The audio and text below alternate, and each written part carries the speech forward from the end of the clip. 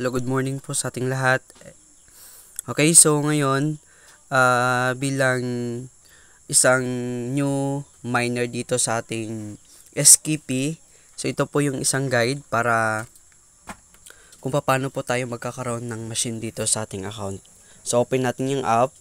Okay, so dito sa app natin makikita natin kung ano yung pwede nating i-invest. So dito, pindutin nyo lang itong more dito sa hot style recommendation. Pindutin nyo lang yung more. Then makikita nyo dito yung machine na pwede nating rentahan. Okay, as of today, wala na po tayong $3. So yung minimum investment natin dito is nasa $10. Okay, bago natin makuha itong $10, punta tayo ng My. Then, punta tayo dito ng recharge. Kailangan natin dito maglaan ng or mag-invest ng $10.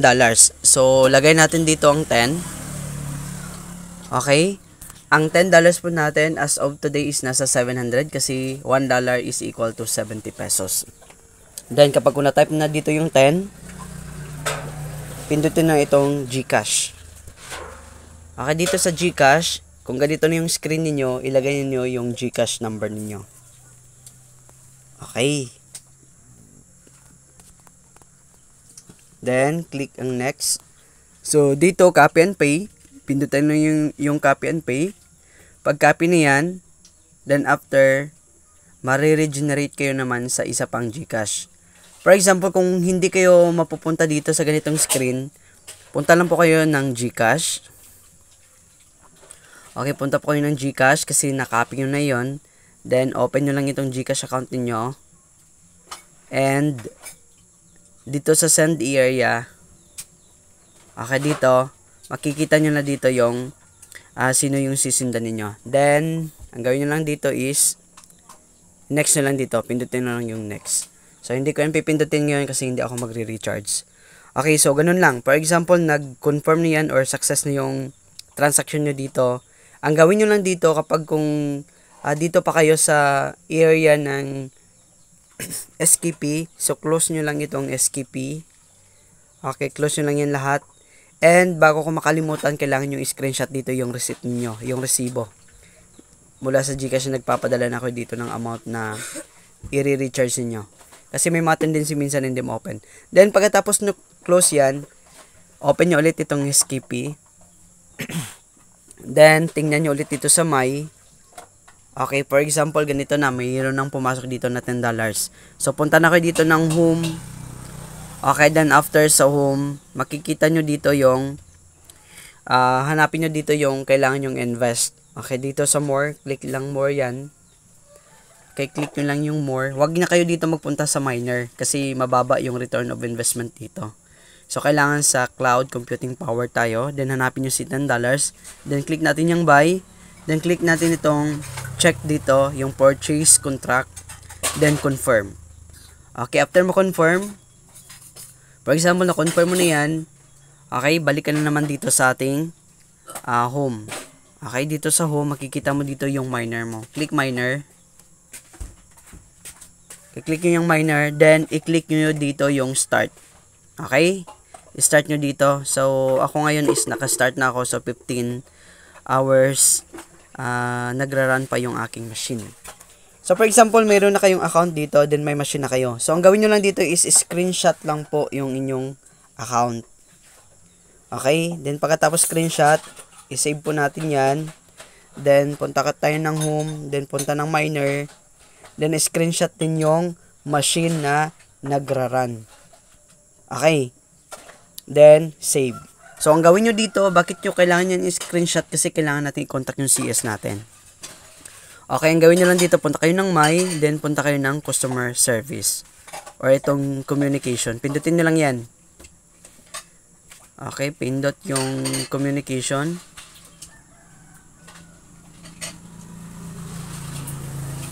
Okay, unavailable yung ating tao sa communication. So, ang gawin nyo lang dito is kailangan nyo lang mag-create ng WhatsApp.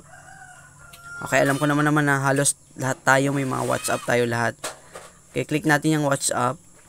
So, dito sa WhatsApp, i-add nyo po ako dito para mapasa ko sa inyo yung or yung upline ninyo, i-add nyo dito yung upline ninyo para mapasa sa inyo yung number ni Ma'am Charmin, which is ito yung ating CS na kailangan nating sindan dito ng ating na-screenshot kanina na account ID at saka yung running machine natin. Pang screenshot natin kanina, isend natin dito, then i-type natin dito na okay, sabihin natin dito, I am new here in SKP mining machine or miners.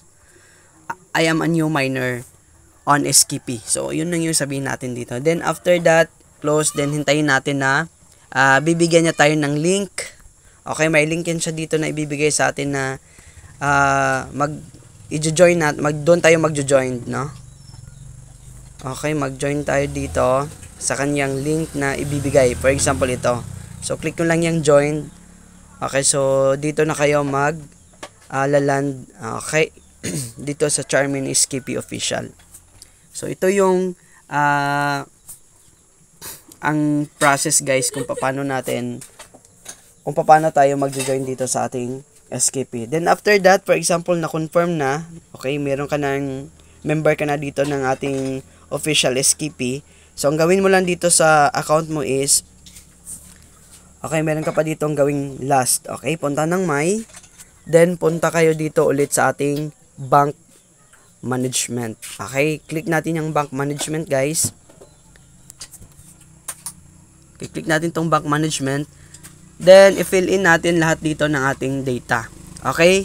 Wag nyong lagyan yung data natin dito na USTD address. Okay? Kasi may mga tendency dito na ma-filled yung ating withdrawal. So, leave it blank. Yung USTD address natin, hayaan nyo na yan. Then, i-click nyo na itong submit kapag kung okay na.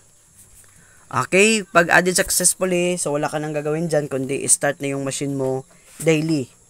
Okay, kung nag-start ka today, ngayong oras ay alas 7:77 AM. So, bukas ng 8 AM, i-start mo ulit yung machine para maka-earn or maka-generate ng profit. Okay? So, ito po yung ating investment, guys. I hope na nasundan ninyo yung guide at saka yung process ng ating investment. And, ayun lang, kung may mga tanong kayo, okay, message lang po kayo dito sa group kasi maraming tao dito na mag-assist sa inyo kung paano natin i-manipulate yung ating account dito sa SKP. So, yan lang muna, guys, and happy earnings everyone.